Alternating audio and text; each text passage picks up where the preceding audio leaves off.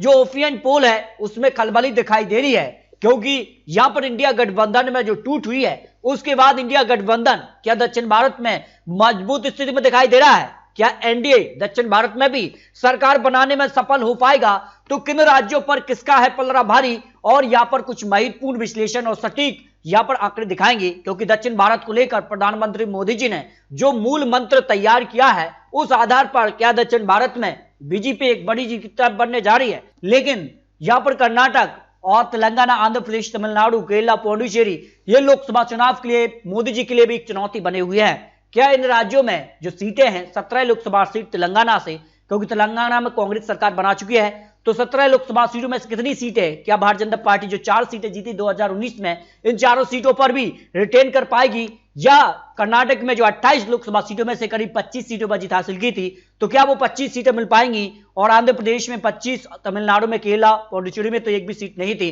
और ऐसे में इन राज्यों को लेकर महत्वपूर्ण आंकड़े, क्योंकि भारत जोड़ो यात्रा के बाद भारत जोड़ो न्याय यात्रा पर राहुल गांधी निकले हैं, लेकिन इसका कितना फायदा मिल पाएगा और बात की जाए तो काफी हलचल दिखाई दे रही है। तो कर्नाटक में काफी हलचल हुई है, और यहां पर बात की जाए तो लोकसभा चुनाव से पहले जो गठबंधन में अब बड़ा खेला हुआ है उसके बाद जनता किसके पक्ष में जाएगी, क्योंकि फैसला तो जनता ही करेगी। बिहार में नीतीश कुमार लगातार पलटी मार रहे हैं और उसका कितना नुकसान होगा, बिहार की जनता क्या तेलंगाना हो या फिर अन्य राज्यों पर कितना असर डालेगी। तो अगर बात की जाए यहां की जनता किसके पक्ष में जा सकती है, जो चॉइस यहां पर तेलंगाना को लेकर पीएम चेहरे के तौर पर दिखाई दे रही, क्योंकि तेलंगाना में यहां कांग्रेस ने सरकार बनाई, इससे पहले यहां पर बीआरएस की सरकार रही थी, तो यहां भारतीय जनता पार्टी काफी पीछे रही है विधानसभा चुनाव में, जबकि राहुल गांधी को भी करीब इसी आंकड़े तक पहुंच रही है, यानी पॉपुलैरिटी के मामले में यहां पर आंकड़ा बराबर का दिखाई देता है, लेकिन विधानसभा चुनाव में कांग्रेस आगे रही थी। जबकि अगर बात की जाए सीटों की तो 2019 में 9 सीटों पर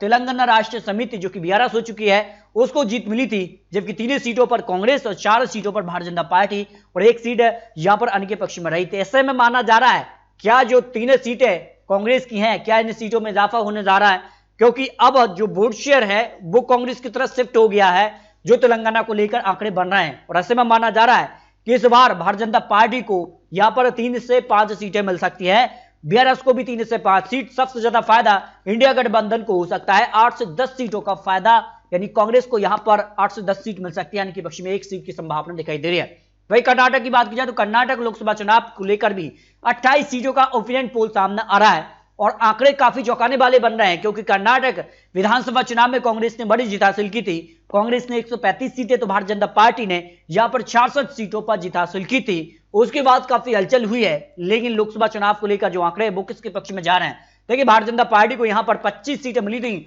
2019 के दौरान, तब यहां पर बात की जाए यूपीए को मात्र 2 सीटें ही मिली थी, 1 सीट भी यहां पर निर्दलीय जो था वो भारतीय जनता पार्टी में आ गए थे। तो ऐसे में माना जा रहा था कि इस बार कितना नुकसान होगा एनडीए को। फिलहाल कर्नाटक लोकसभा चुनाव को लेकर भारतीय जनता पार्टी को 20 से 25 सीटों का फायदा मिल सकता है। यहां पर बात की जाए तो जेडीएस अब जो है भारतीय जनता पार्टी में ज्वाइन हो गई है, तो उसका भी फायदा कर्नाटक में भारतीय जनता पार्टी को सीटों में और वोट शेयर के मामले में फायदा मिलेगा, जबकि कांग्रेस को यहां पर जो है करीब 0 से 7 सीट ही मिल सकती है। नहीं फायदा मिल रहा है विधानसभा चुनाव के दौरान कांग्रेस को भी, लेकिन वो फायदा नहीं मिल रहा है जो यहां पर वो चाहेंगे कि सभी सीटों पर वो जीत हासिल करें। जेडीएस को 1 सीट मिल सकती है जो भारतीय जनता पार्टी के साथ इस बार गठबंधन में चुनाव लड़ने जा रहे हैं। आंध्र प्रदेश की अगर बात की जाए तो आंध्र प्रदेश में भी 25 लोकसभा सीटें आती हैं, और यहां पर अगर बात की जाए आंकड़ों के हिसाब से तो काफी हलचल यहां पर दिखाई दे रही है। और अगर बात की जाए तो वाईएसआर कांग्रेस पार्टी यहां की एक मजबूत पार्टी है, और विधानसभा चुनाव हो या फिर लोकसभा चुनाव, दोनों ही चुनावों में यहां पर वाईएसआर कांग्रेस पार्टी का ही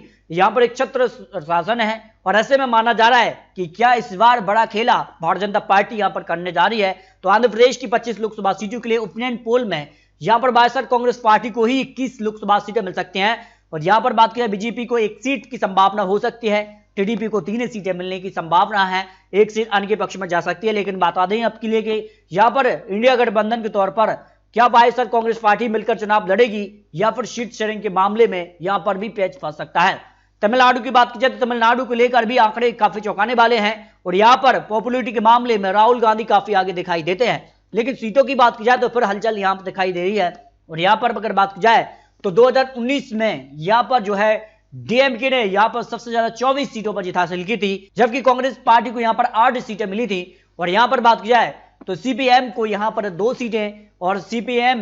यहां पर को भी 2 सीटें मिली थी, एक सीट यहां पर एआईएम पार्टी को मिली थी और एक सीट यहां पर इंडियन यूनाइटेड मुस्लिम लीग के लिए मिली थी, जो कि यूपीए का हिस्सा था। एनडीए को मात्र एक सीट पर ही जीत मिली थी, उनके जो अलायंस था डीएमके का, लेकिन इस बार भी डीएमके का अलायंस भारतीय जनता पार्टी का टूट चुका है। तो ऐसे में माना जा रहा है कि इस बार यहां पर जो है तमिलनाडु की सभी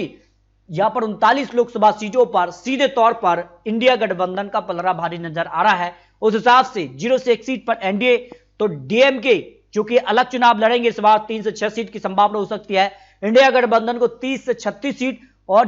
0 से 2 सीट अन्य के पक्ष में जा रही है, यानी सीधे तौर पर तमिलनाडु में इंडिया गठबंधन का पलड़ा भारी नजर आ रहा है। जबकि केरला को अगर बात की जाए तो यहां पर सीधे तौर पर कांग्रेस यहां से राहुल गांधी वायनाड से सांसद भी रहे हैं और केरला को लेकर हलचल काफी बढ़ चुकी है। पॉपुलरिटी के मामले में राहुल गांधी यहां पर भी आगे दिखाई देते हैं और यहां पर जिस कार से अब तैयारियां देखने को मिल रही हैं, वोट शेयर के मामले में कौन आगे दिखाई दे रहा है। और सीटों की अगर बात की जाए तो 2019 के लिए 20 सीटों में से यहां पर सभी 20 सीटों पर यूपीए का पलड़ा भारी रहा था और एनडीए को 0 सीट रही थी। और इस बार आंकड़ों के हिसाब से काफी हलचल दिखाई दे रही है और प्रधानमंत्री मोदी जी ने यहां पर केरला, आंध्र प्रदेश जैसे राज्य यानी जो है दक्षिण भारत के कई राज्यों पर बड़ी जनसभाएं की हैं। उसके बाद कितना फायदा मिलेगा और कितना नुकसान होगा किस पार्टी को, यह काफी महत्वपूर्ण है। लेकिन इंडिया गठबंधन के तौर पर अगर बात की जाए तो एनडीए को यहां पर 0 से 1 सीट और यहां पर इंडिया गठबंधन को 18 से 20 सीट और अन्य के पक्ष में 0 सीट की संभावना हो सकती है, जो आंकड़े यहां पर बन सकते हैं, जिस कार की अब हलचल दिखाई दे रही है।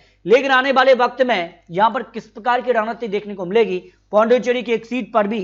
इंडिया गठबंधन का ही पलड़ा भारी नजर आ रहा है। इस तरह से अगर बात की जाए तो 130 लोकसभा सीटों के ओपिनियन पोल के हिसाब से कई राज्यों में इस बार बड़ा उलटफेर देखने को मिल सकता है।